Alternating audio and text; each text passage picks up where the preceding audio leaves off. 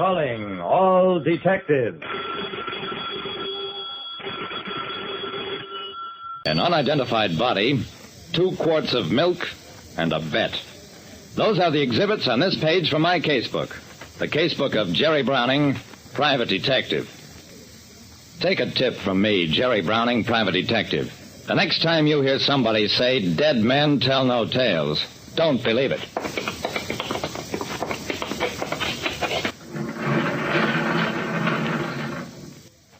I stood alongside Lieutenant Dawson. Both of us peered down into the dead face on the morgue slab. I nodded. That's Turk Tyrone, all right. The morgue attendant rolled the body back out of sight. Dawson sighed.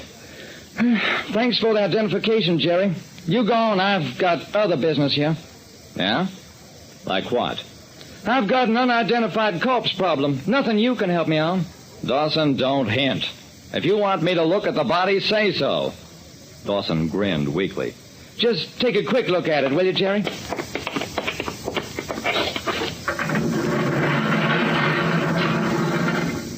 The body could have been anybody. Height, 5'8", weight around 150. No scars, no marks, except a neat bullet hole in the chest. Harbor Patrol fished him out last night. Absolutely no clues to identity. What about clothes, wallet, papers? Dawson shook his head. Where you see him now is where they found him. Jerry, here's one man can't be identified.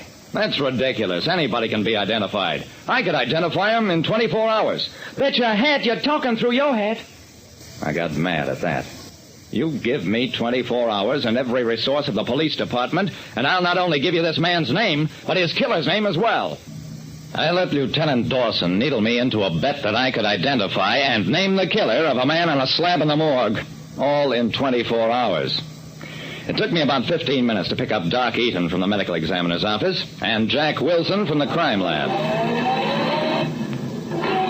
They both protested violently. Browning, there's no need to see that body in the morgue again. I've already given Dawson a full report in my findings. I'm sorry, gentlemen, but I've got to have the answers to a few questions. All right. What are the questions? I don't know yet, but we'll find them at the morgue.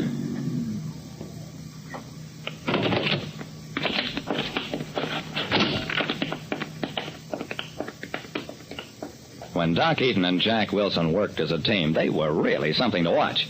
They analyzed the scrapings from the dead man's fingernails. They typed his blood, calipered his head, photographed hair strands, x-rayed teeth, probed the gunshot wound, tested stomach contents. And their findings were blood type D, age about 50, head shape, dolichocephalic, slight baldness at temples, teeth remarkably free of caries, no nicotine staining, last meal, ham, bread, apple, and an extraordinary amount of casein and other milk solids. Prior to death, this man must have consumed at least 2 quarts of milk.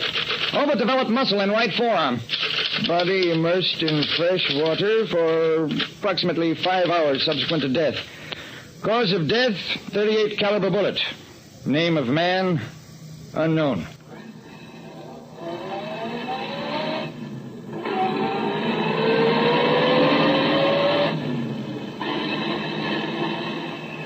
That was absolutely every bit of what I had to work with. After I drove the Doc and Wilson back to their offices, I went on to the district headquarters of the Public Health Service. You, say the man had consumed large quantities of milk? Could be a painter, Mr. Browning. We strongly recommend milk as a preventive for lead poisoning. Painter's colic, it was formerly called.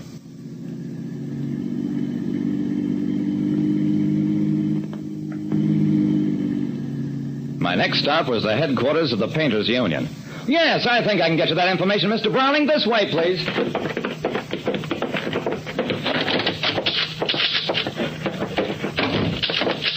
The union official introduced me to a nice-looking blonde and explained what I needed to know. Mr. Browning would like to find out whether any of our local members have been reported absent from a job within the past 48 hours. It took a couple of extra hours to get the information. But I did learn that 3 men had failed to show up on various assigned painting jobs around town.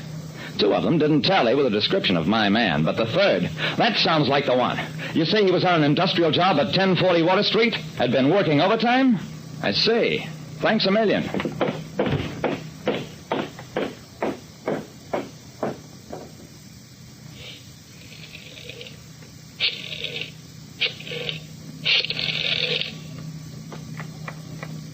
I made a quick phone call. Hello, Dawson. This is Jerry. Got half your problem solved. The guy's name is Lawson. Lawson. Eric Lawson. No, I'm not kidding. Well, I can't stop to tell you how I found out. Meet me in half an hour at 1040 Water Street.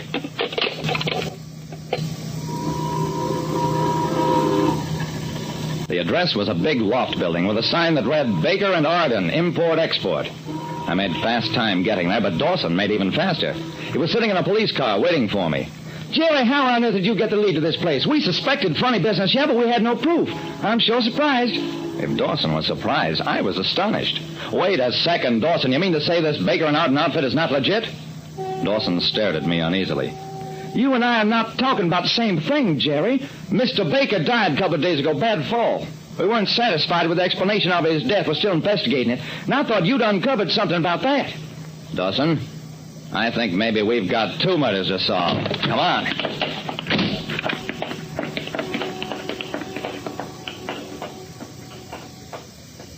It was late, but Mr. Arden was still in his office, and the place smelled freshly painted. Arden wasn't happy about our visit. Gentlemen, I've already explained my partner's death was an accident. There is nothing more I can tell you. Maybe not. But we'd like to make a search of these premises, with your permission. This is an outrage. I will not give permission. That's what I thought you'd say, Mr. Arden. Dawson, go get a search warrant. Well, we got the warrant. And found hidden behind some crates what I'd hoped we'd find. A painter's white overalls, cap, stained shirt, paint-encrusted shoes. The missing clothes of the man in the morgue.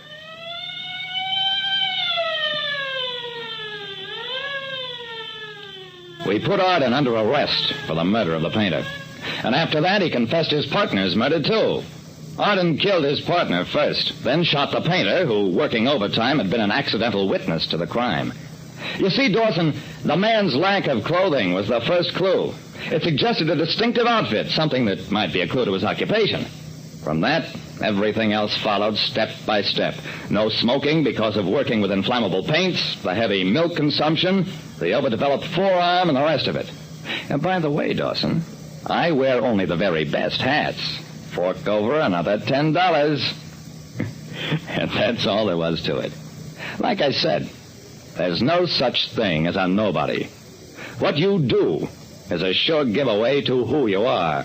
But don't try to test me by getting in the way of .38 caliber bullets. Listen next time to Calling All Detectives, mystery drama, mystery quiz, and a chance for you to match wits with yours truly, Jerry Browning, private detective.